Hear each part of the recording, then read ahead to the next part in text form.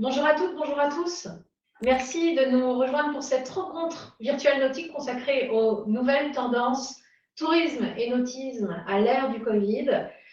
Car effectivement, ce n'est pas un secret, la pandémie ainsi que son cortège de conséquences sanitaires, je m'approche du plus près tout en vous parlant, économiques, sociétales, nous ont fait basculer dans une nouvelle dimension. Comment aurais-je pu croire moi-même, il y a un an encore, que je me retrouverais face à vous dans un monde virtuel en béret jaune pour présenter cette conférence virtuelle. J'en profite ici pour remercier les organisateurs et ceux qui ont œuvré à ce salon et nous permettre de nous retrouver ensemble malgré les circonstances.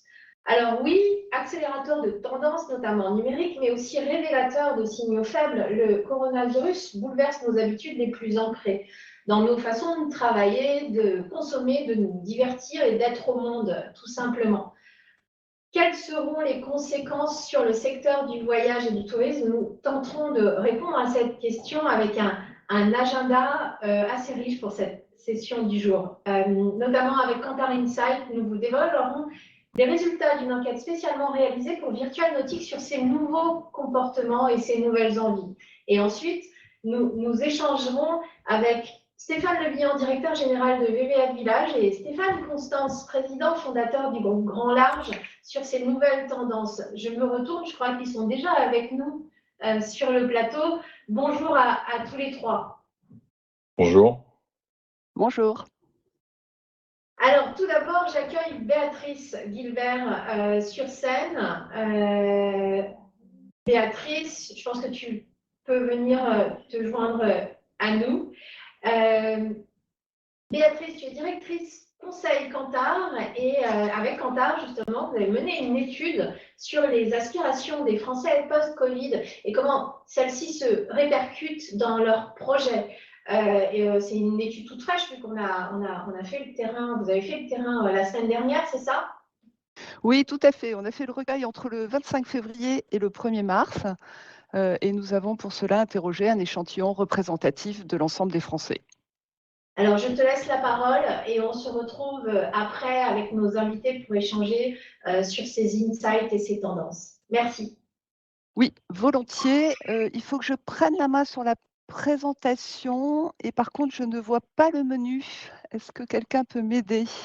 Béatrice, il y a Zoom écran en haut de votre écran. Donc, ça vous Oui, permet de zoomer sur l'un des écrans. Donc, si vous voulez avoir l'écran tout à central. fait.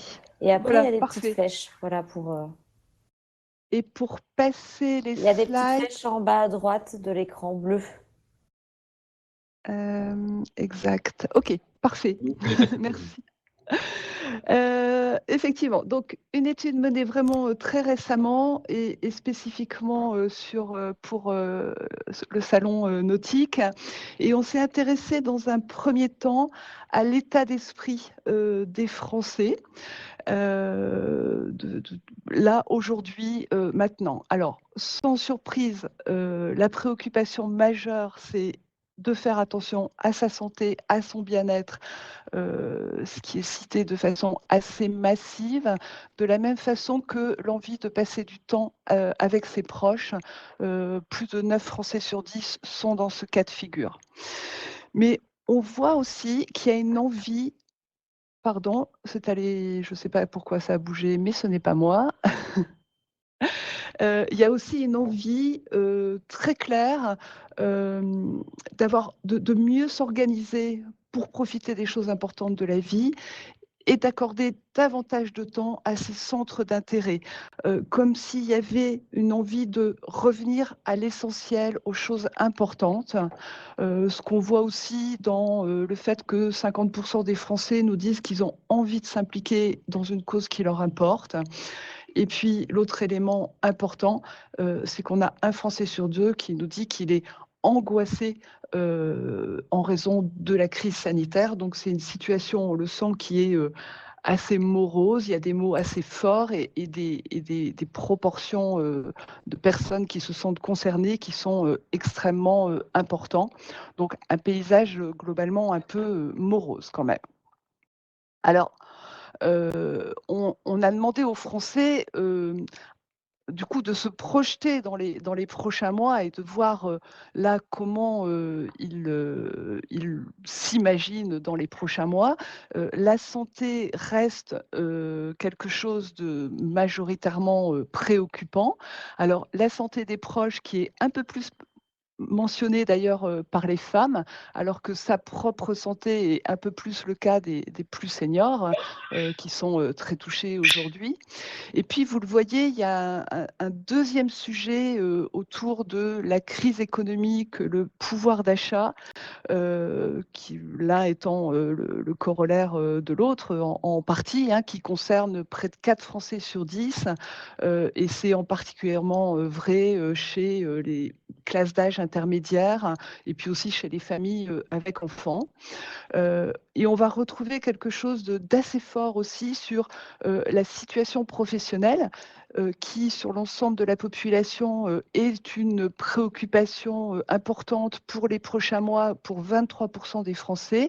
Mais vous voyez que chez les plus jeunes, les 18-24 ans, cette proportion est quasiment du double, elle passe à plus de 40%. On dit souvent que c'est la génération sacrifiée. En tout cas, ici, on voit que c'est une génération qui est très inquiète de son avenir professionnel. Et puis, on a eu des citations spontanées à cette question qui sont intéressantes à prendre en compte aussi. Alors, évidemment, tout ce qui tourne autour du Covid et de la crise sanitaire a été à nouveau très fortement cité, mais l'envie de liberté, liberté de mouvement, liberté de se déplacer, liberté de sortir a été à nouveau mentionnée, ainsi que l'envie de reprendre des activités. Alors, dans ce contexte, quand on pose la question de ce que sont les envies, sur ce que l'on a envie le plus de pratiquer à nouveau, eh bien, de façon assez majoritaire, l'envie de refaire des projets de week-end ou de vacances, c'est vraiment ce qui arrive en tête, cité par pratiquement 7 Français sur 10. Alors, en plus, encore plus chez les CSP+, ou chez les familles avec enfants, qui sont effectivement des strates de population qui partent régulièrement en vacances. On voit à quel point là, ces week-ends ou ces vacances sont une échappatoire aussi à la crise ambiante. L'envie de passer du temps aussi avec ses proches ou de passer des soirées avec ses amis sont évidemment des choses qu'on a fortement envie de retrouver. Alors plutôt chez les seniors dans le premier cas et plutôt encore plus chez les jeunes dans le second cas. Et puis tout ce qui est vie sociale, culturelle, évidemment, un tiers des Français, là aussi, nous citent ces envies comme extrêmement importantes pour les prochains mois. Aller au travail en présentiel est quand même moins important, mais là aussi, il y a un élément intéressant sur le fait que les plus jeunes sont 2 fois plus nombreux en moyenne que la population à être dans cette envie, à retrouver ce contact avec les autres.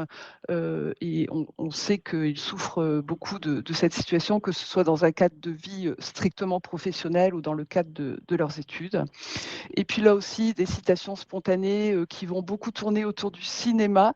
Donc, à la veille de la cérémonie des Césars, eh ben, je ne peux pas éviter d'en parler. L'envie de faire du sport en club, l'envie de retrouver la vie associative ont été également citées. Mais encore une fois, les vacances apparaissent vraiment comme une échappatoire à la crise, et l'envie de faire des projets est extrêmement présente. Alors, on le sait, la crise sanitaire a changé les comportements. Mon écran est tout noir, est-ce que c'est normal? Béatrice, il faut le rafraîchir. Il y a une petite petit logo en haut de l'écran. Un petit pictogramme avec des flèches Oui, en haut à droite. je vois. Là, ça rafraîchit. Donc, on le sait, la crise sanitaire a aussi provoqué une forme de prise de conscience sur les modes de consommation de façon générale, et une envie de consommer mieux, consommer différemment. On le voit bien ici au niveau de la forte proportion de Français qui nous disent faire plus attention à l'origine des produits qu'ils achètent. 71% sont dans ce cas. 69% nous disent qu'ils cherchent à consommer de façon plus responsable, à acheter plus de produits locaux, à consommer moins mais mieux. Donc, On a mesuré cette tendance chez Kantar tout au long des 12 mois qui viennent de s'écouler. Les résultats ici ne font que les confirmer. Néanmoins, le premier item, vous faites plus attention au prix que vous payez, qui est majoritaire. Là aussi, les 3/4 des Français sont dans ce cas, nous montre aussi une tension forte entre cette envie de consommer mieux, mais la difficulté aussi à ne pas pouvoir le faire, qui crée de la frustration et qui génère vraiment de la tension chez les Français.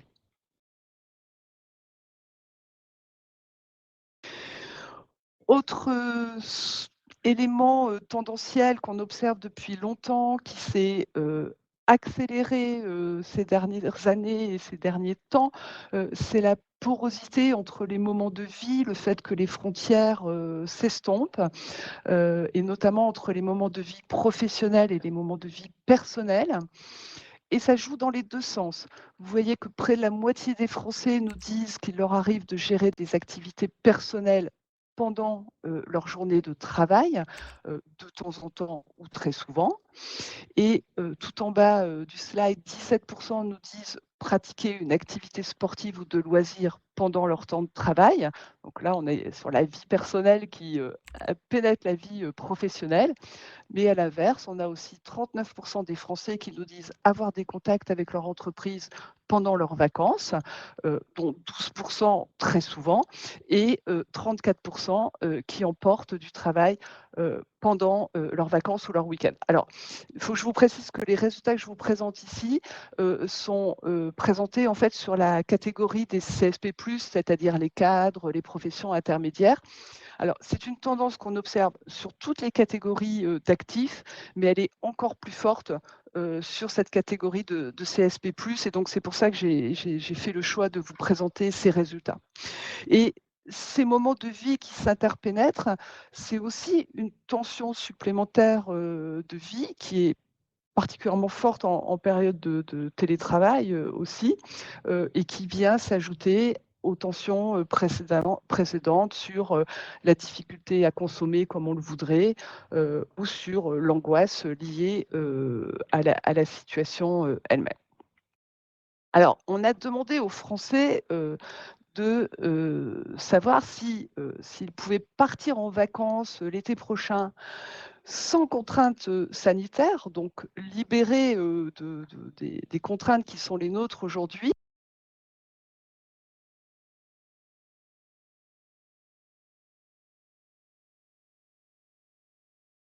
À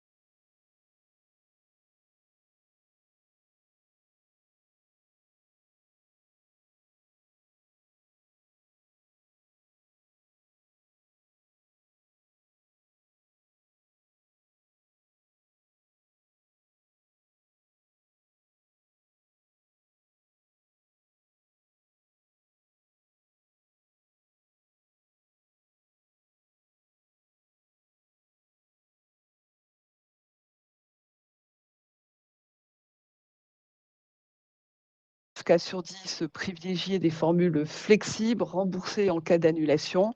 Et c'est en particulier le cas des plus jeunes qui sont extrêmement prudents là-dessus, tout en continuant à avoir les risques sanitaires en tête et à limiter justement ces risques sanitaires. On a une majorité de Français, 60%, qui nous disent qu'ils sont plutôt d'accord avec le fait que ils essaieront de se décider à la dernière minute, justement pour, s'organiser en fait au mieux en fonction des contraintes. Et puis 1 Français sur 2 nous dit, quand même qu'il fera vraiment tout pour partir. Donc il y a quand même l'idée de privilégier et de maintenir, cette mobilité, de vacances dont on a vu encore une fois qu'elle était une aspiration, vraiment, très, très importante. Le mode d'hébergement privilégié, ce sera le gîte ou la location de maisons ou d'appartements, donc vraiment l'hébergement individuel, par excellence. C'est la moitié donc des Français qui sont, dans ce cas de figure et on voit que c'est plus particulièrement, les jeunes et les familles, en fait. L'hôtel a sa place, à jouer aussi, hein. 33% de personnes se projettent dans ce mode d'hébergement. Et puis ensuite, on a, une famille, d'hébergement qui se situe à environ, 1 Français sur 5, camping, amis, la famille bien sûr, et puis le club ou village de vacances, notamment, pour les familles avec enfants, qui, apprécient, de façon, assez, générale ce mode d'hébergement. Alors, la raison de choix, du mode d'hébergement, elle est intéressante parce que de façon assez, écrasante, on retrouve, l'envie d'autonomie et de gérer, les vacances à son propre rythme. Et c'est vraiment ce qui, motive les Français dans le choix de leur hébergement, vraiment nettement devant, l'envie de détente et de repos ou même l'habitude, dont on sait que c'est, quelque chose de très ancré dans les pratiques, de vacances. Et ce qui est intéressant, c'est de regarder, ces raisons par mode d'hébergement. Alors, il y a beaucoup de chiffres, mais il ne faut regarder que ceux qui sont, en plus gros et en fait, cette envie d'être autonome et gérer les vacances à son propre rythme, finalement, elle est citée comme raison principale pour quasiment tous les modes d'hébergement. Donc c'est assez intéressant parce que ça dit qu'on organise son autonomie de façon un petit peu, différenciée, les uns des autres et ça peut bénéficier à différents modes d'hébergement. Et puis, vous voyez que le bateau en tant que mode d'hébergement, alors qui représente une petite partie, de la population, 3%, alors met en avant, ce souci, d'autonomie, mais même un petit peu plus en avant, l'envie de détente et de repos qui est, finalement l'essence même, des vacances. Et donc là, il y a un élément et un bénéfice, intéressant à mettre en avant aussi dans la façon de présenter, les offres et qui distingue le bateau des autres modes d'hébergement. Pendant ces prochaines vacances, on se projette de façon assez massive dans la pratique d'activités culturelles. Alors c'est une activité qui est toujours assez fortement, pratiquée, pendant les vacances. Mais vous voyez que là, elle arrive vraiment loin devant, les visites de découverte ou les activités, sportives. Donc on a vraiment envie de retrouver, ces lieux de pratique qui sont, fermés aujourd'hui. Et puis 21% des Français se projettent dans la pratique d'activités nautiques au sens large, et c'est tout particulièrement, les moins de 35 ans et les familles avec enfants, qui se projettent, dans ces activités. Et là aussi, il y a eu des propositions, autres qui étaient assez intéressantes, notamment, autour du fait de retrouver sa famille et ses amis. Donc, ce sera vraiment l'objectif des vacances, mais aussi le farniente et le repos qui sont, le propre des vacances, qu'on a particulièrement envie de retrouver dans le contexte actuel. Pour aller un peu plus loin sur la pratique des activités nautiques. Donc, il y a des niveaux d'activité et d'intérêt qui sont variables selon le détail. Vous voyez que le canoë-kayak est séduisant pour près d'un Français sur 5. La pratique du bateau à moteur pour 12% des Français. La pratique du bateau à voile pour 9%. Et ce qui est assez transversal à toutes ces activités, c'est que ce sont toujours les moins de 35 ans qui sont les plus intéressés, alors que sur la pratique de la croisière, on est plutôt sur des populations plus seniors. Donc, en fonction des spécificités autour du nautisme, on arrive à toucher des strates de population qui sont assez différentes les unes des autres. Et puis, on s'est aussi intéressé plus en détail au bateau, à sa pratique et à sa possession. Donc, vous voyez qu'on a 9% des Français qui sont tout à fait d'accord ou plutôt d'accord avec le fait qu'ils aimeraient bien avoir leur propre bateau à voile, 12% pour leur propre bateau à moteur. Donc, ça représente un potentiel en fait de 15% de personnes qui sont ouvertes à cette possession. Donc, c'est une niche, mais une niche quand même relativement conséquente dans la population.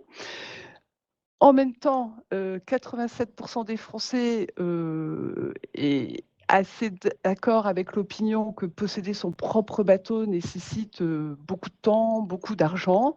Et donc, le fait de faire des sorties en mer sans être propriétaire est plutôt plébiscité.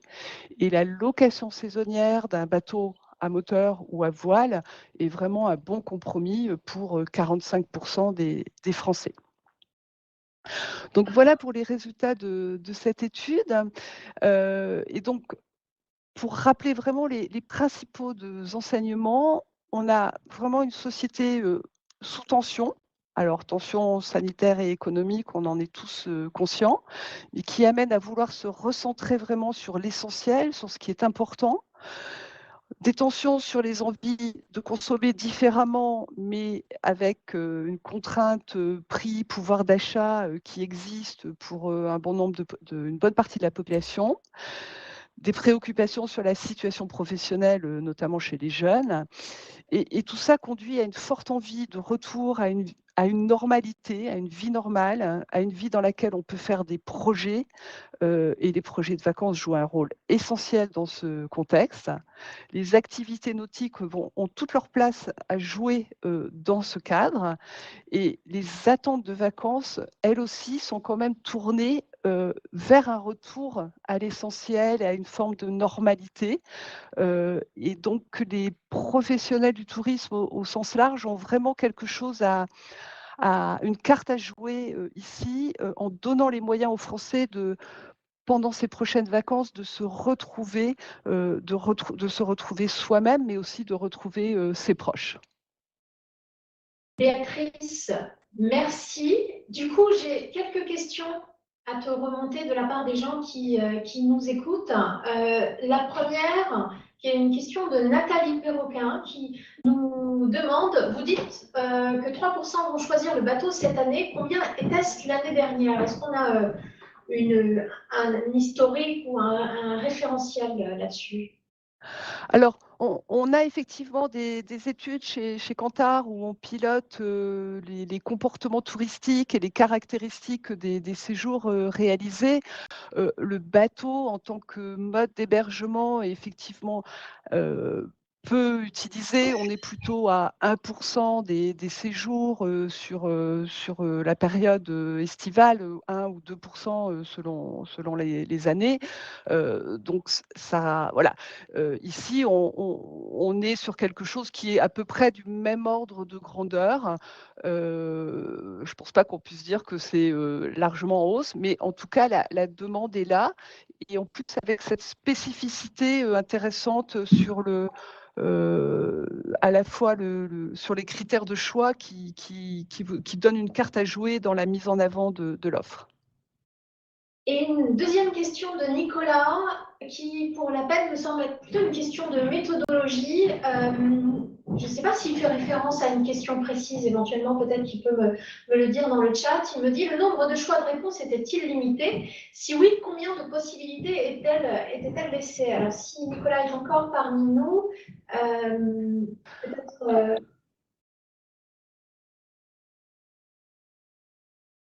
Ah, ça fait peut-être référence à la question sur les envies de projets qu'on a envie de refaire, j'imagine. Donc, non, le nombre de réponses n'était pas limité, mais par contre, le libellé de la question était les activités que vous avez le plus envie de recommencer à faire. Donc, il y avait possibilité d'en citer plusieurs. Voilà, et enfin une troisième question, requête de Mathieu Béliard qui demande si les résultats de l'étude nous seront-ils transmis, et je pense qu'on va pouvoir, oui, vous les transmettre en fin de session. On va s'organiser avec justement les organisateurs pour vous transmettre ces insights. Merci infiniment, Béatrice. Avec grand plaisir. Et à très Bonne continuation. À très vite. Merci. Je vais rejoindre mes invités et je vais essayer de m'asseoir. Voilà. Alors, donc effectivement, je suis avec deux Stéphane. Stéphane Le Bihan et Stéphane Constance, bonjour. Bonjour. Vous êtes respectivement directeur général de BBF Village et président fondateur de Grand Large. Je vais vous demander justement à chacun de nous présenter vos activités plus en détail et les marchés sur lesquels vous opérez. Oui, bonjour. Donc Stéphane Le Bihan, donc directeur général de VVF. Donc nos activités, c'est des activités de village vacances, de résidence de tourisme et de camping. On est présent sur 60 départements en France et avec une forte présence sur le littoral, puisqu'on a à peu près quarantaine d'établissements. Mais il n'y a pas d'activité littorale. On a 60 établissements sur lesquels on a des pratiques qui sont liées au nautisme. Et chaque année, on a 450 000 clients, dont 200 000 vacanciers. Globalement, sont très orientés sur la découverte des activités nautiques. Voilà. D'accord, merci. Et Stéphane Constance?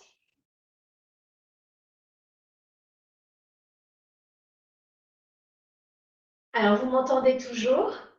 Oui. Stéphane, pour brancher ton micro en bas à gauche à côté du chat. On ne t'entend pas, nous. Stéphane, il faut que vous rappuyiez sur espace pour reprendre le contrôle de votre souris, sinon vous bougez la tête.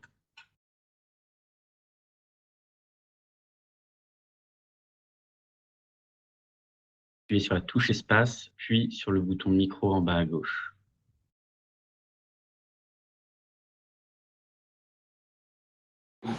Attendez, est-ce que vous m'entendez Oui, ça? on vous entend, je pense qu'on vous entend là. Bonjour Stéphane. Ah, j'ai enlevé mon casque, il y a un problème avec le casque en tout cas. Alors, écoutez, je disais que j'avais le plaisir et l'honneur de diriger le groupe le Grand Large Yachting avec un associé qui s'appelle Xavier Desmarais, que nous avons fondé il y a une petite vingtaine d'années. Et notre groupe est spécialisé dans la construction de bateaux de plaisance, de voiliers, de bateaux destinés à la grande croisière. On dit aussi des bateaux de voyage. C'est quand le projet quand nos loisirs deviennent des véritables projets de vie et que on s'implique réellement dans des projets de naviguer autour du monde, seul, en couple ou en famille. Donc effectivement, du coup, on a deux expertises et des marchés qui sont très, très différents et je pense qu'on va en tirer des enseignements riches sur cette discussion. J'en profite pour dire à ceux qui, pareillement, comme pour la session Cantar, vous pouvez me poser vos questions et je les remonterai en fin de session.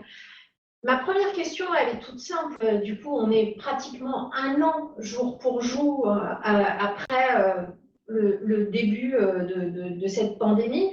Quel bilan vous en tirez pour vos entreprises respectives?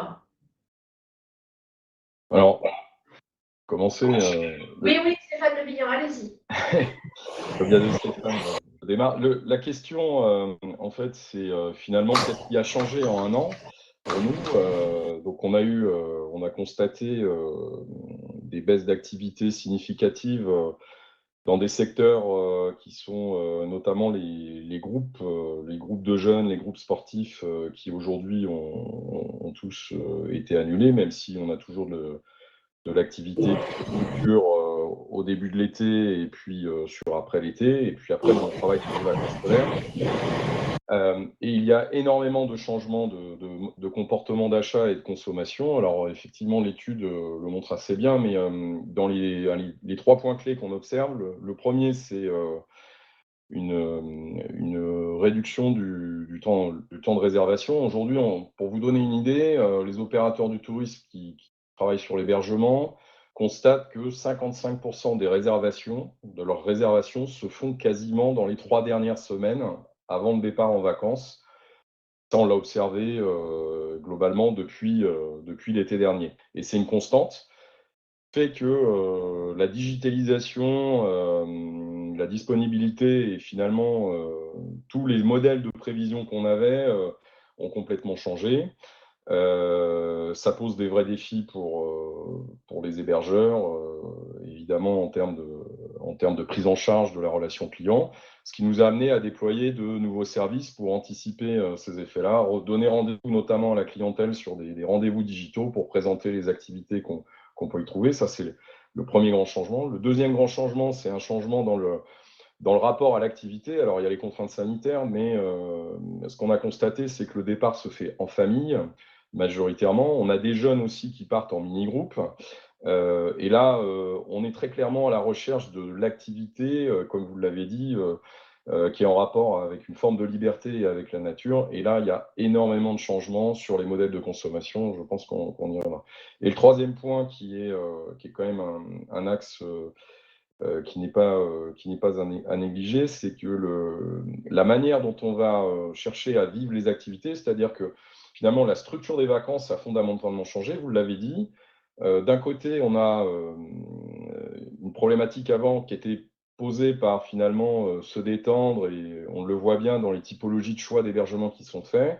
Et on va chercher des activités des vacances qui sont très orientées sur du ludique, sur du repos. Ça, c'était avant. Maintenant, on est sur d'autres attentes qui sont très orientées sur un désir finalement de relations, de sport, de culture. Et là, on a un vrai changement de prisme et qui vient, on le développera, qui vient impacter finalement les choix et les orientations des vacanciers dans leur destination.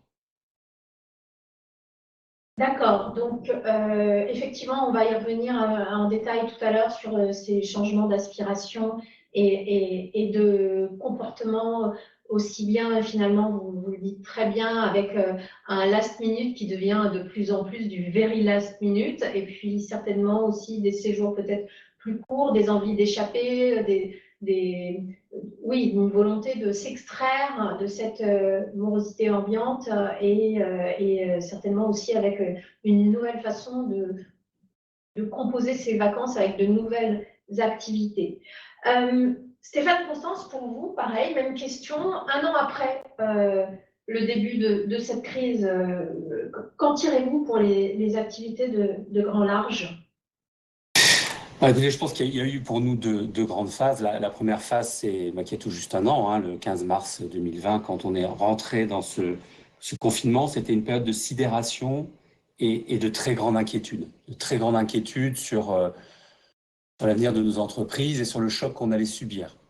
Je pense qu'on avait à l'esprit le choc de 2008, qui avait largement dévasté l'industrie nautique avec des chiffres d'affaires mondiaux de l'industrie en baisse de 50% d'une année sur l'autre, qui est spectaculaire quand on imagine l'inertie des carnets de commandes. Et je pense que c'était un peu le pattern, le schéma qu'on avait à l'esprit, et on était prêt à envisager un choc de cette violence-là. Pendant les 3 premières semaines du confinement, ça venait un peu confirmer ce pronostic. Il ne s'est pas passé grand-chose. Et en revanche, très vite, un peu contre toute attente, On a vu, d'une part, une clientèle traditionnelle quand même qui s'étiolait un peu parce que les gens étaient inquiets pour leur entreprise, pour leurs parents, pour leurs enfants, et ils suspendaient ou ils remettaient à plus tard leur projet d'achat de bateau. Et d'un autre côté, on a vu arriver une vague de nouveaux clients, de gens avec qui on n'était pas en relation auparavant et qui venaient acheter des bateaux pour réaliser des projets de grande croisière, des projets de voyage. Et vous dites bien qu'ils venaient acheter des bateaux, du coup, donc on sent vraiment des gens hyper décidés, finalement, que vous n'aviez pas senti venir, j'ai presque envie de dire. Oui, ça reste d'ailleurs relativement déstabilisant pour nous parce que des années qu'on fait ce métier, alors on a théorisé ce qu'est un processus de vente d'un bateau, un parcours client avec des étapes, etc.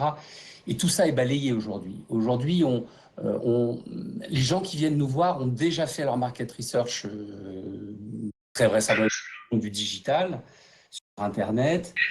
Ils prennent contact avec nous pour acheter des bateaux. Les processus sont extrêmement courts, là où auparavant on mettait, on va dire, typiquement entre 3 mois et 2 ans pour vendre un bateau. On fait des ventes actuellement dont le cycle peut être de quelques jours ou quelques semaines.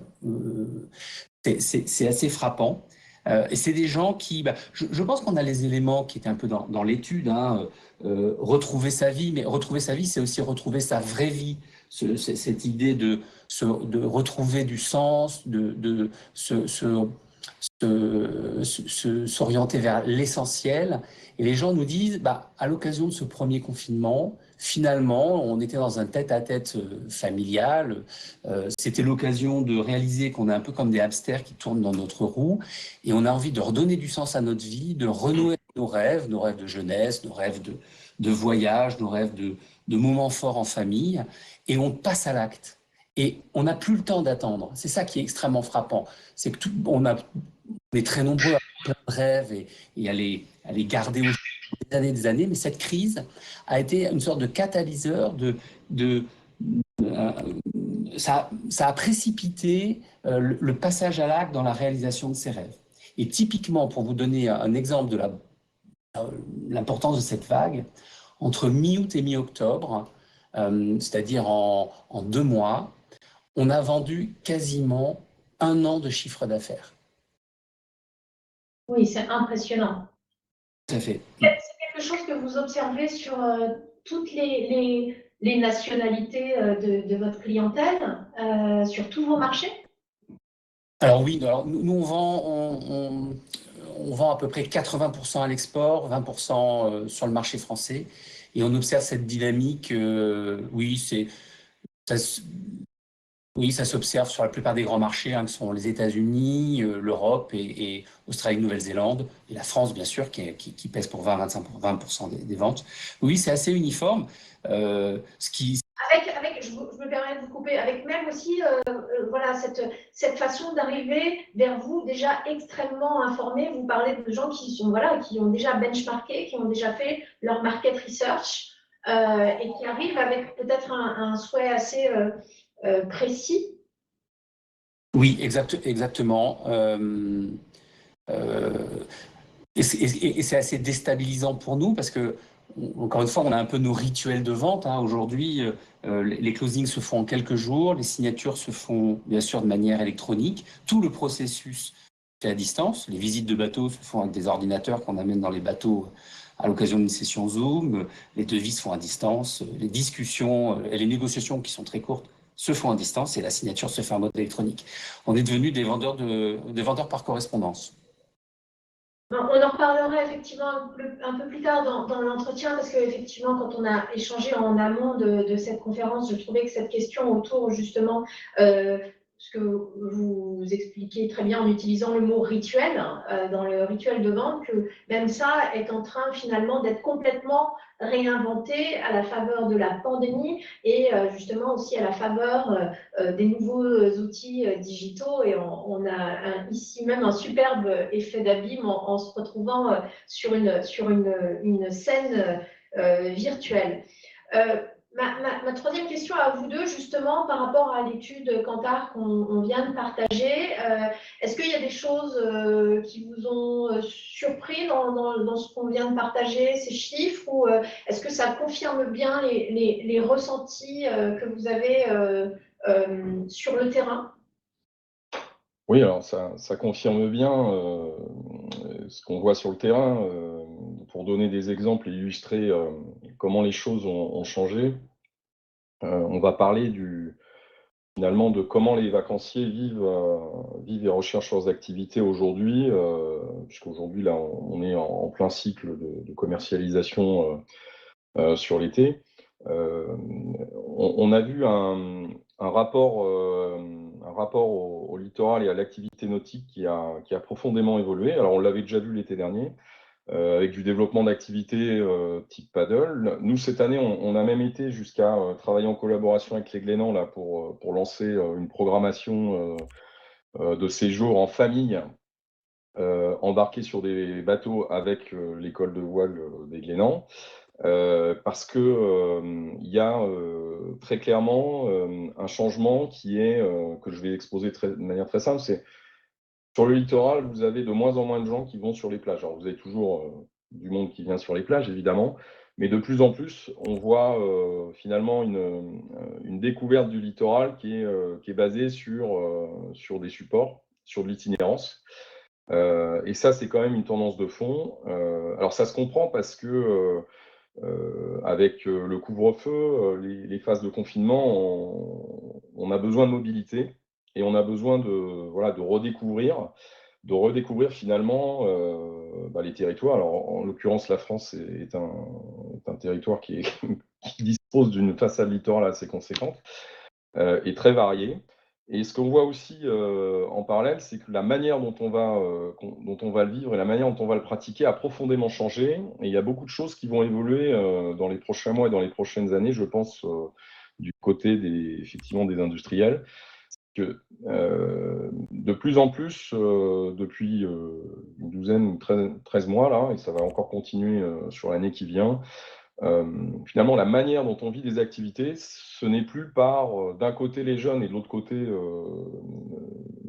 parents, je parle notamment des familles, mais c'est ensemble. Et ça change beaucoup de choses, parce que ça veut dire que les typologies d'équipements ou de pratiques vont être dans une logique d'activité facilement accessible pour, on va dire, une famille dont la capacité physique, morphologique n'est pas la même. Et donc, il va y avoir des évolutions et c'est quelque chose qui va rester ancré parce qu'une crise aussi longue va laisser des marqueurs sur ces générations. Et on l'a vu, nous, très bien dans les jeunes, puisqu'on suit les 18-35 ans, c'est un segment qui nous intéresse, ce sont les futurs parents.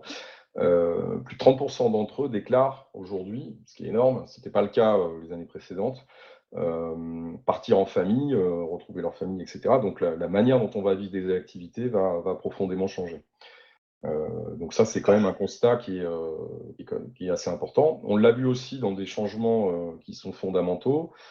Le digital, comme l'a présenté Stéphane, effectivement, il est complètement utilisé d'une manière finalement qui vient accélérer les éléments de conversion et de vente. Et finalement, il est aussi outillé, ça peut paraître étonnant, par un retour au papier sur finalement de la mise en avant d'expériences pour faire des choix. Et on a vraiment un basculement, c'est-à-dire que le digital sert finalement en termes d'accessibilité aux services. Mais le papier revient, notamment sur le segment des familles et des jeunes. C'est ce qui nous a beaucoup surpris. Les réseaux sociaux ont baissé, là, depuis quelques mois, depuis 4-5 mois. Et la manière finalement de trouver une destination ou de s'en inspirer, bien, on va travailler, nous, sur des nouveaux supports. Donc, il y a vraiment un changement en profondeur et cette question d'intergénérationnel reste très présente. Oui, une forme de recentrage sur la cellule familiale, un peu comme dans le sens presque tribal du terme. Tout à fait. Et aussi, de ce que j'entends de vos propos, une forme justement, pour répondre à ce côté intergénérationnel d'outdoor plus accessible et moins expert. Oui, alors c'est sûr que il y a toujours depuis des années, le développement des supports nautiques qui tournent autour du nautisme se fait toujours à partir du moment où c'est des supports qui facilitent l'accessibilité. La technicité est vue comme un frein aujourd'hui, donc il faut qu'on ait l'expérience la plus immédiate et la plus instantanée. Donc ça oriente forcément la clientèle vers des supports hyper accessibles qui vont les amener par découverte ou par passion, après à développer effectivement la technicité d'aller d'en faire des marins par exemple. Mais les premières phases de la découverte doivent être le plus accessibles possible. Alors le digital le permet, on le voit parce que les réservations de destination se font en logique activité maintenant, on a le couple destination-activité, mais quand on arrive sur place, le digital sert maintenant non plus pour rechercher les services, mais plutôt pour les réserver de manière instantanée et sur des supports qui soient le plus accessibles possible pour toute une famille. Donc c'est pas simple parce que quel que soit le support, vous pouvez évoquer qui est lié au nautisme, hein, le bateau, le kayak, le paddle. Les choses sont, il y a encore des évolutions à faire pour faciliter l'accès. Et Stéphane, Constance, je me retourne vers vous. Est-ce que vous, du coup, en plus, vous opérez vraiment sur un marché très spécifique? Est-ce que vous avez vu aussi, est-ce que vous avez des enjeux en termes d'accessibilité et de la façon de rendre justement votre offre plus accessible et peut-être moins impressionnante? Oui, c'est une question. Permettez-moi peut-être juste de répondre à la question que vous aviez posée avant aussi, Bien sûr. Kantar, parce que moi, je l'ai trouvée très intéressante. Ça met des mots et ça précise des choses qu'on ressent dans notre quotidien et dans les relations avec nos clients sur ce qu'on a déjà dit, hein, retrouver sa vie, se tourner vers l'essentiel, renouer avec sa famille. Toute cette quête de sens dont on a parlé. Mais il y a aussi une autre chose qui est tellement évidente avec nos produits qu'on ne s'en rend même plus compte, c'est cette notion d'autonomie. Je n'avais pas perçu à quel point, je crois que c'était la motivation numéro 1 pour tous les modes de vacances. Et je pense que c'est ça qui explique probablement cette très forte traction sur le marché du propriétaire, hein, la vente aux particuliers, parce que le marché de la vente aux professionnels est bien sûr à une autre dynamique. Il n'y a rien qui procure plus d'autonomie que le bateau. Enfin, une autonomie de décision, une autonomie de déplacement, enfin une autonomie vraiment à tous les étages. Et j'ai trouvé ça très éclairant de voir ce point-là, parce que évidemment, c'est ce qu'on offre avec les bateaux, avec les voiliers, et c'est peut-être encore un élément ça me donne envie de le mettre encore plus en avant dans notre communication. Et pour revenir sur la partie de votre question, je pense que pour nous, la grande conclusion de cette période où les gens viennent acheter des bateaux et non plus comparer des offres en passant d'un chantier à l'autre, comme on l'a vécu dans le passé, la grande conclusion pour nous, c'est l'impérieuse nécessité d'avoir une empreinte digitale très forte. On ne peut plus aujourd'hui être juste moyen dans le monde du digital. Et justement, pour en revenir à ce qu'on disait tout à l'heure avec ces fameux rituels, parce que quand on en a parlé au téléphone, justement, vous parliez de rituels où il y avait même peut-être une forme de nostalgie quand vous parliez de la visite sur le chantier qui n'est plus possible aujourd'hui, ou par exemple de la signature qui était aussi un moment très important. Est-ce que justement dans votre façon aujourd'hui de réinventer ces process à l'ère Covid, vous essayez de garder un peu ce charme, j'ai envie de dire, du rituel? C'est un vrai point. Vous savez, le nautisme, c'est une industrie de passion. c'est une industrie de passionnés du côté des fabricants, et cette passion, elle est nourrie aussi très largement par le fait qu'on vient servir des gens qui sont assez fous pour réaliser leurs rêves. Et c'est quelque chose qui nous nourrit. Ces contacts, ces rencontres. Et puis c'est un milieu qui est aussi, c'est un monde qui est aussi extrêmement culturel, avec des rites et des cultures très fortes. Et l'achat d'un bateau est quelque chose de très codifié finalement. Vous prenez contact avec le chantier, vous demandez un tarif, une brochure, vous venez visiter le chantier, éventuellement faire un essai, vous travaillez sur une configuration, vous commencez à négocier, vous faites ça auprès de 2 ou 3 chantiers, et puis il y a en effet la séance de signature où le closing, qui est quand même un moment avec une charge émotionnelle très très forte, parce qu'il y a des enjeux financiers unitaires qui peuvent être de plusieurs millions d'euros parfois. Hein. Typiquement, le panier moyen, c'est entre 500 000 et 2 millions d'euros, donc il y a quand même il y a vraiment de l'adrénaline. Et on est un peu privé de ça, on est un peu privé de ces contacts, on est privé de cette charge émotionnelle et de cette adrénaline dans une relation qui n'est que à distance, que virtuelle, que digitale. Bon, c'est quand même des problèmes riches. Je veux dire, on a la chance d'avoir des carnets de commandes qui tiennent et des carnets de commandes qui sont des plus hauts historiques. Je veux dire, ça suffit à penser nos plaies. Hein. On est quand même ravis de la situation. Mais c'est vrai que à la fois on est bousculé dans nos habitudes et qu'on est vraiment sevré de contact humain qui fait partie de notre plaisir au quotidien. Je voudrais vous faire réagir tous les deux aussi sur 2 items assez spécifiques sur justement le nouveau rapport des Français, ou en tout cas cette prise de conscience des Français sur l'urgence climatique, l'urgence environnementale.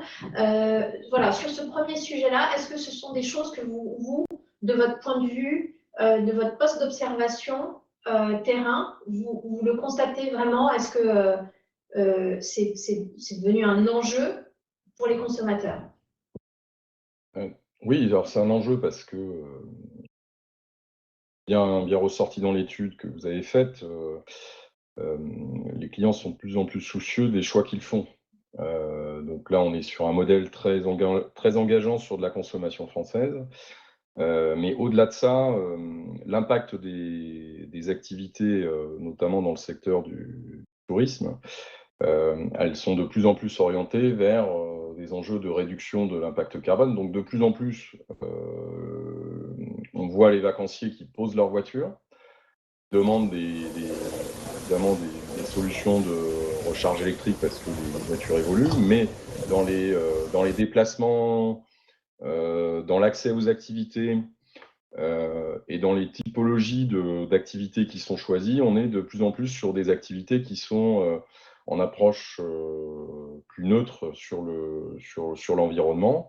Il y a des défis très importants, évidemment, pour ce qui concerne, on va dire, tous les moyens de transport qui sont motorisés. Dans les modèles de construction aujourd'hui qui sont développés sur le littoral, on est plutôt sur de la réhabilitation de par la loi littorale, donc plutôt sur des schémas de développement et d'investissement qui sont orientés sur de l'investissement durable, hein, avec de la haute qualité environnementale dans la construction. Pour citer un exemple, on vient de mettre en place et est en train d'être terminé d'installer sur Belle-Île, sur le village vacances de Belle-Île, une centrale photovoltaïque qui sert finalement à alimenter et à recharger l'ensemble des circuits et des voies vertes qui sont posées sur l'île, mais aussi pour les voitures électriques, et qui alimente aussi le village vacances toute la saison. Et on a aujourd'hui des équipements, si on fait le bilan énergétique complet, finalement la centrale produit autant d'électricité que la consommation du village vacances sur l'année. Donc c'est des nouvelles approches. Ces approches, elles se développent relativement vite, puisque en tout cas par les stratégies notamment de sortie de crise qui touchent l'investissement et le tourisme durable, c'est un enjeu majeur. Voilà. Les vacanciers, ils sont très très sensibles, très très sensibles. Et de votre côté, Stéphane Constance, est-ce que justement dans les préoccupations de vos clients, la question de l'empreinte est là? La réponse correcte est oui. La réalité me semble un peu plus complexe. Alors oui, parce que on n'existe que parce qu'il y a un environnement préservé qui permet aux gens d'aller naviguer, de passer des moments merveilleux en mer. Et donc, on est tous condamnés à être très investis dans la défense de cet environnement, de la préservation de cet environnement. C'est un peu plus compliqué dans la vraie vie. Parce qu'on a fait une étude pour un chantier où justement on a testé la sensibilité de nos clients à cette dimension. Alors, on avait typiquement testé l'empreinte carbone sur un cycle de vie de bateau. Et on leur disait, si on diminue de 30% l'empreinte carbone de la conception et de l'utilisation, parce que en fait l'empreinte vient beaucoup de l'utilisation du bateau, combien êtes-vous prêt à payer en plus? Il y avait plus de 80% de la réponse qui était entre 0 et 5%. Des répondants qui étaient entre 0 et 5%. Donc oui, c'est une exigence morale et c'est une exigence business, mais c'est aussi un défi en termes de modèle économique. C'est-à-dire qu'aujourd'hui, la demande ne solvabilise pas cette exigence de vertu. Et justement, deuxième item, et ensuite je me tournerai éventuellement vers nos auditeurs s'ils ont des questions. Le deuxième item sur lequel je souhaitais vous faire réagir en termes de justement de marqueurs social, c'est ce qu'on remarque autour de cette porosité entre les temps de travail et les temps de loisirs, et puis aussi certainement de nouvelles structures familiales. Mais voilà, la question de la porosité des temps de travail, de loisirs, est-ce que c'est aussi quelque chose que vous constatez et qui change d'une certaine façon vos offres et la façon dont vous adressez vos marchés? Je vais peut-être prendre la parole en premier cette fois-ci pour changer le rythme et pour dire, alors oui, nous on observe ça de manière très très aiguë. Nos clients vivent à bord de leur bateau 3 mois par an, 6 mois par an, toute l'année, selon chacun a ses modalités de consommation de son projet de grande donc les bateaux sont équipés de moyens de télécommunication qui leur permet, même quand ils sont au milieu du Pacifique ou de l'Atlantique, de tenir des conseils d'administration en Zoom. Alors, je les imagine toujours en chemise cravate et puis en short hawaïen en dessous du cadre de la caméra. Mais oui, les gens articulent en permanence sur leur bateau, en tout cas sur nos bateaux, articulent les temps de vie professionnelle et les temps de vie personnels. Oui, alors pour compléter le constat qu'on fait, qui est très, très simple, hein, c'est que historiquement, le modèle de vacances, de loisirs, était quand même très orienté sur finalement on part en vacances. Et le temps de travail vient avec l'RTT a déjà bougé beaucoup de choses. Et là, ça s'est accéléré puisque on a de plus en plus de longs séjours et de plus en plus de courts séjours. Voilà, donc on est sur une forme d'évolution de la consommation. Donc quand on est sur des longs séjours, le constat qu'on a fait, c'est qu'une partie de nos vacanciers, avec le développement notamment du travail à distance, finalement, il y a une forme d'hybridation complète, pour le bonheur des enfants aussi, et puis des parents, hein, puisque ça nous amène aussi à faire évoluer nos équipements d'hébergement avec des services complémentaires pour permettre effectivement et de travailler dans nos établissements et en même temps le soir ou le week-end passer les vacances. Donc c'est des choses qui sont de plus en plus réelles. Ça l'est d'autant plus que la société a évolué aussi, parce qu'on a des familles beaucoup de familles qui sont on va dire décomposées ou recomposées d'ailleurs. C'est aussi une tendance qui est très très forte. Donc aujourd'hui, on est quasiment sur un système qui est complètement ouvert à la carte, avec des modèles de consommation très court terme. Donc ce qui nous oblige aussi à être beaucoup plus efficient en termes de réponse aux attentes clients. Il ne faut pas que le client attende, il faut qu'il se projette tout de suite dans des activités en proximité. En gros, il faut faciliter l'accès aux services. C'est une vraie révolution, hein. En tout cas, ce Covid a sans doute fait accélérer d'au moins 10 ans des changements de comportement.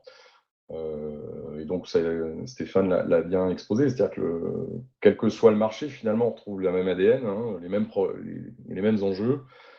C'est la question, le digital devient le moyen de conversion, mais tout est déjà préparé dans la tête du client avant, et il faut être tout de suite dans l'immersion, dans l'acte finalement qui va se projeter.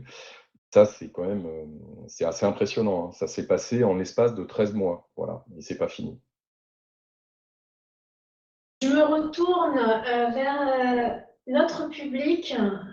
Cher public, avez-vous des questions pour nos invités? Posez vos questions, vous pouvez lever la main, vous avez un bouton qui vous le permet au centre de votre écran, ou les écrire dans le chat public.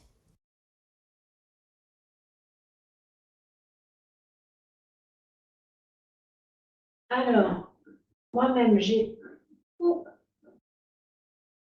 perdu un écran.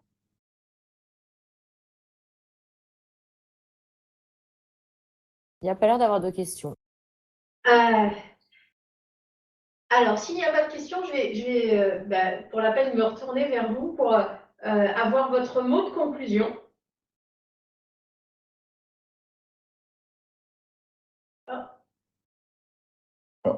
Je vais démarrer.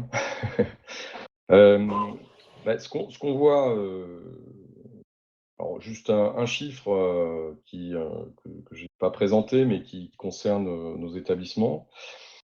C'est la première année où le littoral devient une destination 4 saisons. C'est-à-dire que les activités pour nous de littoral d'habitude reprennent plutôt sur le mois de mars, et cette année elles ont pris au mois de décembre. On a été amené à réouvrir, donc il y a vraiment un changement complet qui est en train de s'opérer finalement sur la manière dont les vacanciers, ou même pour les activités de loisirs, se retournent vers finalement les activités nautiques. Et pour nous, c'est une vraie réflexion parce que ça change beaucoup de choses. Il va falloir qu'on se rapproche de tout l'écosystème littoral pour voir comment on va pouvoir construire finalement cette offre 4 saisons, puisque on l'a vu dans la présentation que vous avez faite, mais même chez les jeunes, il y a une très forte appétence qui se polarise sur et la montagne et le littoral. Cette demande, il va falloir y répondre. Donc c'est un vrai changement de prisme, puisque c'est quand même des choses qu'on n'avait pas nous l'habitude en tout cas de mettre en œuvre. Et c'est sans doute un des enjeux les plus importants à saisir en tout cas pour les prochaines années. Voilà. En tout cas, merci pour l'étude, puisqu'elle confirme et elle appuie sur des tendances qui sont très claires, qu'on voit nous sur nos établissements et sur les régions. Alors, du coup, j'ai une question qui est apparue sur le chat, une question de Gilles qui nous demande: est-ce que l'espace de navigation s'est élargi ou rétréci avec le Covid? Navigue-t-on plus près ou plus loin du littoral? Alors, ce qui est sûr, c'est qu'on navigue, aujourd'hui, c'est assez compliqué de naviguer autour du monde. Il y a quand même beaucoup de restrictions, beaucoup de exigences de quarantaine, voire d'interdiction de débarquement. Donc, on a quand même, je pense que c'est plus compliqué. Oui, c'est compliqué. La perspective de moyen terme est assez encourageante. C'est des restrictions qui vont se lever dans les mois qui viennent progressivement. Néanmoins, il y a eu beaucoup de projets qui ont été contrariés cette année. Et du coup, Stéphane Constance, effectivement, je vais aussi vous demander un mot de conclusion. Que souhaitez-vous nous dire pour terminer cette session? Déjà, merci pour ce moment d'échange. Et puis, mon conclusion serait de dire, on vit quand même une période qui est extraordinaire au sens étymologique du terme, de transformation accélérée. C'est quelque chose de très excitant et de très intéressant à observer ça, même si ça nous bouscule beaucoup. Moi, je vois pour nos industries de fabrication de bateaux de plaisance deux grands défis. Le premier, c'est d'arriver à comprendre si cette vague est profonde et durable si c'est un phénomène qui est conjoncturel, parce que ça va décider des investissements pour répondre à la demande. Et moi, aujourd'hui, je ne sais pas répondre à cette question-là. Et le deuxième défi, qui est un défi, qui est un bon défi, mais qui reste un défi quand même, c'est comment augmenter nos capacités de production dans un monde où aujourd'hui, où les chaînes logistiques sont désorganisées, l'approvisionnement, notamment en composants électroniques, mais aussi en matières premières, est déjà devenu difficile et très coûteux. On a le prix de l'aluminium a doublé, les résines flambent, enfin, en tout cas leur prix en tout cas flambe. Donc on a quand même de vrais défis industriels devant nous. Donc, oui, effectivement, ça montre à quel point le sujet est profond et on pourrait partir aisément pour une deuxième heure de conférence, mais des enjeux certainement sur effectivement la supply chain et les matériaux comme vous l'exprimez très bien. Merci à tous les deux pour nous avoir fourni ces retours du terrain et ces commentaires. Merci à notre public et j'espère vous retrouver très vite pour une prochaine conférence dans cet auditorium. À bientôt. À bientôt. Merci à tous.